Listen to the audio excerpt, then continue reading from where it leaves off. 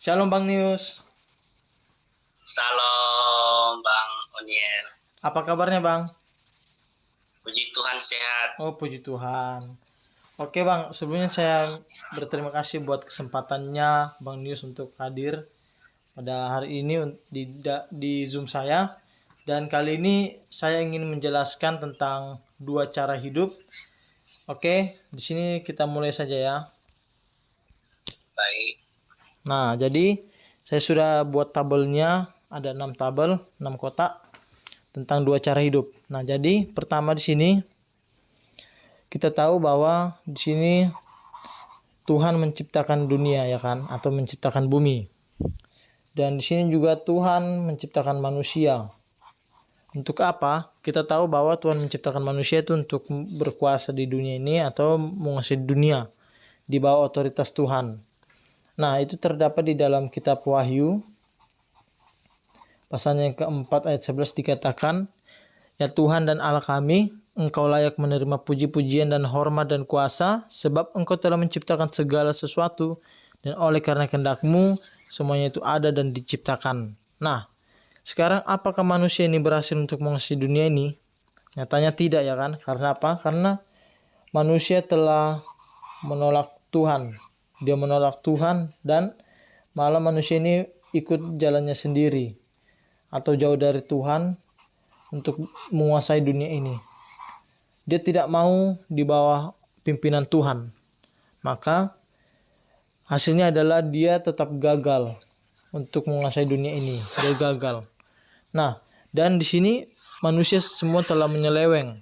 Mereka semua tidak ada yang mencari Tuhan. Seperti di dalam Roma pasalnya yang ketiga ayat 10-12 dikatakan, seperti ada tertulis, tidak ada yang benar seorang pun tidak. Tidak ada yang seorang pun berakal budi. Tidak ada seorang pun yang mencari Allah. Semua orang telah menyeleweng. Mereka semua tidak berguna. Tidak ada yang berbaik, seorang pun tidak. Nah, apakah sampai di sini saja manusia di sini gagal dan dia memberontak selamanya? Nyatanya tidak. Karena apa? Karena Tuhan itu sangat mengasihi manusia. Sehingga Tuhan itu tidak mau manusia memberontak dan Tuhan tidak mau manusia mati ya kan. Tidak mau mati begitu saja selamanya. Karena apa? Karena hukuman Tuhan kepada orang yang memberontak adalah hukuman kematian dan penghakiman.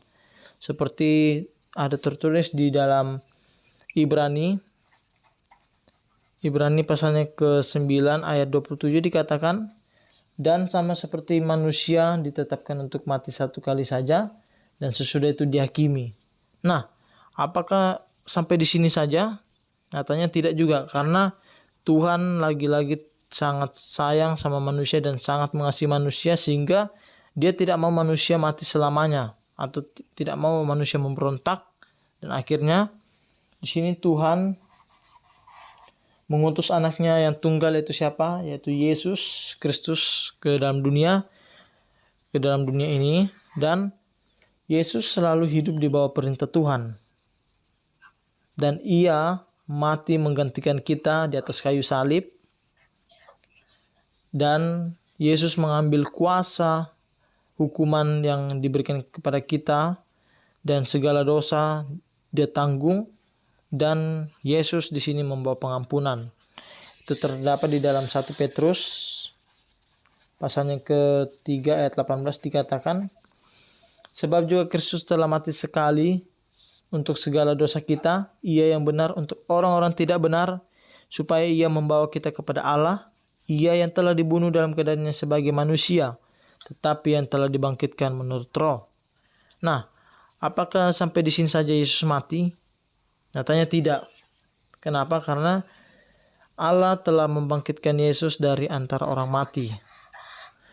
Di sini Tuhan membangkitkan Yesus dari antara orang mati di dunia ini, dan Yesus mengambil alih atau mengambil kuasa yang sebelumnya dikasih manusia tetapi dia gagal dan dia mati atau memberontak, dan akhirnya Tuhan mengirimkan anaknya tunggal yaitu Yesus Kristus ke dunia, dan dia dibangkitkan untuk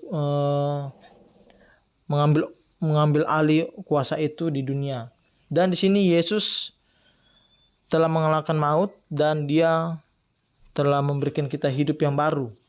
Itu terdapat di dalam 1 Petrus 1 ayat 3 dikatakan, terpujilah Allah dan Bapa Tuhan kita Yesus Kristus sehingga Ia telah melahirkan kita kembali oleh kebangkitan Yesus Kristus dari antara orang mati kepada suatu hidup yang penuh pengharapan. Nah, waktu kita sudah melihat penjelasan dari sini, di sini adalah poinnya, ada dua cara hidup. Yang pertama, apakah kita masih mengikuti seperti manusia tanpa di bawah otoritas Tuhan yang menolak Tuhan atau menolak perintah Tuhan dan ingin menjalankan dirinya sendiri tanpa Tuhan, dan hasilnya adalah kematian dan penghakiman.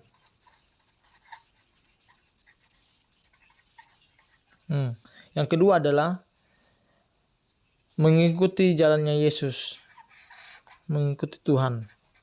Nah, di sini kita menerima Yesus, kita akan diberikan, hasilnya adalah kita akan diberikan hidup baru. Dan yang kedua, hasilnya adalah kita akan menerima hidup yang kekal. Seperti di dalam kitab Yohanes 3 ayat 36 dikatakan, dan barang siapa percaya kepada anak, ia beroleh hidup yang kekal. Tetapi barang siapa tidak taat kepada anak, ia tidak akan melihat hidup, melainkan murka Allah tetap ada di atasnya. Nah, jadi saya ingin bertanya dengan Abang News, Abang pilih yang mana, Bang? Yang cara pertama atau yang cara kedua, Bang? Saya pilih yang kedua. Kita menerima Yesus sebagai hidup dan juru selamat kita. Oke, ya, karena Abang yang memilih yang kedua, maka ada 3 caranya, Bang. Yang pertama, kita pasti datang kepada Tuhan untuk meminta pengampunan melalui doa. Dan di sini saya akan mengambil alih dalam berdoa. Oke, mari kita satu dalam doa. Bapak, terima kasih buat pada hari ini. Kami bersyukur Tuhan boleh ketemu dengan Abang kami ini, Abang News.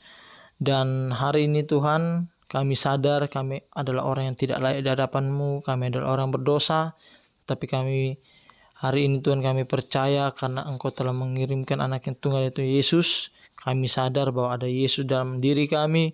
Dan kami mengaku dengan mulut dan percaya dalam hati bahwa Yesus adalah Tuhan dan Juru Selamat kami.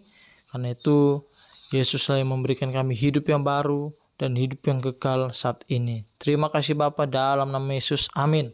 Nah, yang kedua, Bang, waktu kita mengikuti Yesus adalah kita pasti buahnya adalah kita taat pada perintah Tuhan. Yang ketiga, kita percaya dengan janji-janjinya Tuhan, yaitu apa? Dia akan memberikan hidup yang baru dan hidup yang kekal. Terutama Dia akan memberikan keselamatan buat kita. Jadi itu saja yang saya bisa sampaikan dan saya jelaskan tentang dua cara hidup. Dan jika Abang News pengen bertanya tentang dua cara hidup ini, saya persilakan. Tetap, apakah dari Bang News ada pertanyaan?